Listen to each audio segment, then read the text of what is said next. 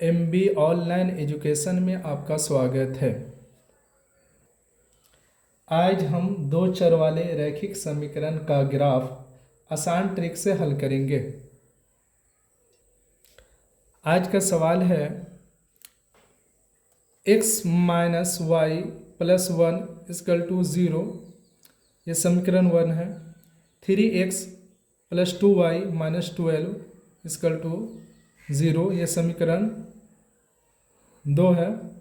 ये समीकरण 1 और समीकरण 2 को किस तरह से हल करेंगे आज हम यही सीखने वाले हैं।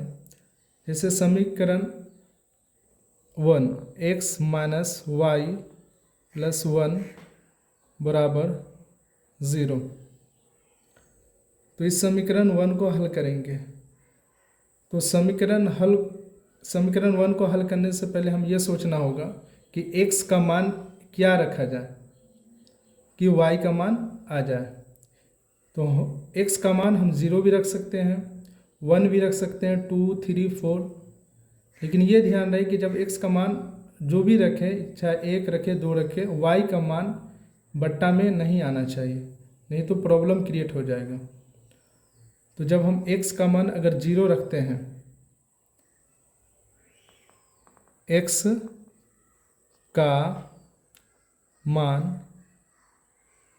0 रखने पर तो y का मान बट्टा में आता है या नहीं आता। अगर नहीं आता है तो बहुत अच्छी बात है। तो समीकरण 1 है x माइनस वाई, अच्छा ये प्लस 1 है, हम बराबर की वो तरफ ले जा सकते हैं, तो प्लस है तो माइनस 1 कर सकते हैं। x का मान क्या लेंगे 0, तो x का मान जब 0 रखेंगे तो x माइनस वाई बराबर माइनस 1, तो y यानी माइनस वाई बराबर माइनस 1, ये प्लस है ये तरफ आ जाएगा तो माइनस हो जाएगा, प्लस है तो माइनस 0, तो minus y minus minus minus minus 1। अब हम जानते हैं कि माइनस माइनस इसको काट देंगे तो y बराबर 1, यानी x का मान जब 0 रखे हैं तो y का मान 1 आया। फिर जब हम x का मान 0 रखे हैं तो y का मान 1 आया, तो अब हमें y का मान रखना पड़ेगा। तो फिर सोचना होगा कि y का मान क्या रखा जाए, 0 रखा जाए, 1 रखा जाए, 3, 4, 5, कुछ भी रखेंगे, लेकिन ये ध्यान रहे कि x का मान बट्टा में यानी भिन्न में नहीं आनी चाहिए। तो जब फिर हम सोच लेते हैं x y का मान अगर हम 0 रखते हैं तो x का मान क्या आता है। तो समीकरण 1 को लिखेंगे x माइनस वाई बराबर 1, प्लस है तो माइनस 1, क्या रखना y का मान रखना, तो x माइनस वाई का मान कितना लेने पर, y का मान 0 लेने पर, तो 0 बराबर माइनस 1, तो x बराबर माइनस 1, ये माइनस है तो प्लस 0, इसलिए x बराबर माइनस 1 और प्लस 0 क्या होगा, माइनस 1 होगा। यानी जब हम y का मान 0 लिए हैं तो x का मान माइनस 1 आया। फिर जिस तरह से समीकरण 1 को सॉल्व किए हैं उसी तरह से समीकरण 2 को भी सॉल्व करेंगे। तो समीकरण 2 है 3x प्लस 2y माइनस 12 है, तो हम राइट साइड ले जा सकते हैं, तो माइनस है तो प्लस 12। अब यहाँ भी हमें सोचना होगा कि x का मान क्या रखा जाए। तो अगर हम x का मान 0 रखते हैं तो y का मान क्या आता है, यानी x का मान 0 लेने पर, तो 3x का मान 0, तो 0 प्लस 2y बराबर 12, 3 को 0 से गुना करेंगे तो क्या होगा 0 होगा, प्लस 2y बराबर 12, यानी 0 प्लस 2y बराबर 12। तो क्या होगा, यानी प्लस है तो ये तरफ ले जा सकते हैं, तो क्या होगा, प्लस है तो -0। 2y बराबर 12 और 0, 12 में से 0 घटेगा तो क्या होगा, 12 ही होगा। इसलिए y बराबर 2, 12/2। इसको काटेंगे, 2 छक्के 12, y बराबर 6 आया। यानी जब हम y का मान x का मान 0 रखें तो y का मान कितना आया, 6 आया। अब हमें y का मान ऐसा क्या रखा जाए कि x का मान आ जाए, यानी बट्टा में नहीं आए। तो जब हम y का मान फिर अगर रखेंगे 0,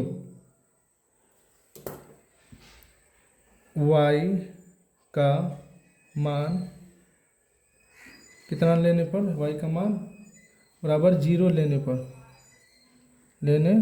पर तो ये समीकरण 2 है। 3x + 2 और y का मान 0 बराबर 12। 3x 2 को 0 से गुना करेंगे तो 0 बराबर 12। 3x बराबर 12 प्लस है तो 0। 3x बराबर 12 में से 0 घटेगा तो क्या होगा, 12 ही होगा। इसीलिए x बराबर 12/3, यानी कि 3 चौके 12, x बराबर 4। यानी जब y का मान 0 रखे हैं तो x का मान 4 आ गया। अब इसी को देखते हुए हमें ग्राफ बनाना है। तो ये ग्राफ की कॉपी है, इसमें हमें रेखा खींचना होगा। इसका नाम है x रेखा, ये x डैश रेखा, ये y रेखा और ये y डैश। और ये मूल बिंदु हुआ, यहाँ 0 होता तो 1 2 यानी प्लस में हो जाएगा, इधर भी 1 -1 यानी माइनस में होता चला जाएगा, ये प्लस में होता चला जाएगा। 3 4 5 6 ये हो जाएगा y डैश, यानी -1 -2 -3 -4 -5 -6। इस तरह से करके रेखा खींचेंगे। अब जो हम आंसर निकाले हैं उस आंसर को इस पर सेट करेंगे। आंसर जो हम निकाले हैं, जैसे x बराबर 0 आंसर आया और y बराबर 1, यानी x 0 और y 1। अब हमें खोजना होगा कि x 0 कहाँ, तो x 0 ये होगा और y 1, तो y 1 यहाँ आ जाएगा। तो यहाँ हमें निशान लगा लेना। फिर उसके बाद दूसरा आंसर है x -1 और y 0। तो हमें खोजना होगा कि x -1, तो x यानी माइनस में यह हो जाएगा और y 0, तो 0 यही होगा। तो यहाँ हमें निशान लगा लेना होगा। अब इस बिंदु को और इस बिंदु को पटरी रख करके इसको मिलाएंगे। इस तरह से करके पटरी रखेंगे और इसको इससे मिला देंगे, यानी ये यहाँ कटा, ये यहाँ, ये दोनों ये मिलना चाहिए। इस तरह से मिला देंगे। सेम जब दूसरे समीकरण को सॉल्व किए हैं तो उसका आंसर ये है x 0 y 6। अब हमें खोजना होगा कि x 0, तो x 0 ये हो गया और y प्लस में 6, तो 6 ये हो गया। तो यहाँ ये बिंदु लगा लेंगे। उसके बाद दूसरा आंसर है x 4 और y 0, x 4, तो x 4 और y 0, तो y 0 यही होगा। ठीक, अब पटरी रख करके इसको इससे मिलाएंगे।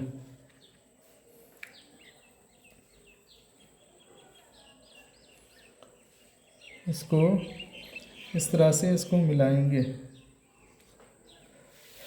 मिलाने के बाद अब हमें ये समीकरण 2 रेखा है, तो यहाँ लिखेंगे समीकरण 2 का क्या है, 3x प्लस 2y माइनस 12 बराबर 0। ये समीकरण 1।